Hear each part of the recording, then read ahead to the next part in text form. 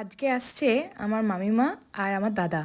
তো আমি সকাল সকাল আজকে যাচ্ছিলাম ওদের জন্য মিষ্টি আনতে। তো এখানে আমাদের ঘরের কাজ চলছে, দেখতেই পাচ্ছ।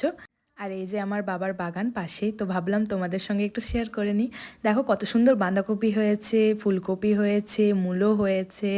এদিকটা দেখো পুরো একদম ফুলকপি গাছে ভর্তি হয়ে গেছে, গাঁদা ফুল লাগিয়েছে, বেগুন, পালং শাক।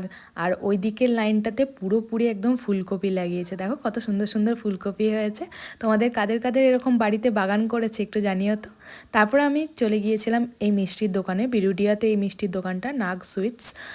খুব ভালো মিষ্টি বানায় এরা, তাই আমি এখান থেকে নিয়ে আসি, খুব ভালো লাগে মিষ্টিগুলো খেতে। তো নলেন গুড়ের রসগোল্লা আনতে চলে গিয়েছিলাম। এখন শীতকালে স্পেশালিটি হচ্ছে নলেন গুড়ের রসগোল্লা, তাই নলেন গুড়ের রসগোল্লা আনতে গিয়েছিলাম। তো তারপর বাড়ি এসে আমি চাউমিন বানিয়ে দিয়েছিলাম। আর এখানে আমার দাদাও এসে গেছিলো, রায়নকে কোলে নিয়ে ঘুরে বেড়াচ্ছিল। তো ও চাউমিন খেতে খুব ভালোবাসে, তাই ওর জন্য একটু চাউমিন বানিয়ে দিলাম। এদিকে মামিমা খাচ্ছিল মুড়ি, আর দাদাকে আমি চাউমিন বানিয়ে দিয়েছিলাম।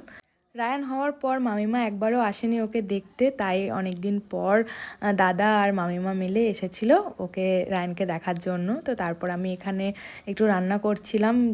আজকাল সবাই আমার হাতে রান্না খেতে খুব ভালোবাসছে, তাই আমাকেই রান্না করতে হয়েছিল। আর মা এখানে আমাকে হেল্প করে দিয়েছিল। তারপরে আমরা রান্না বান্না হওয়ার পর স্নান করে বসে গিয়েছিলাম খেতে, আর বড়ও চলে এসেছিলো অফিস থেকে লাঞ্চ করার জন্য।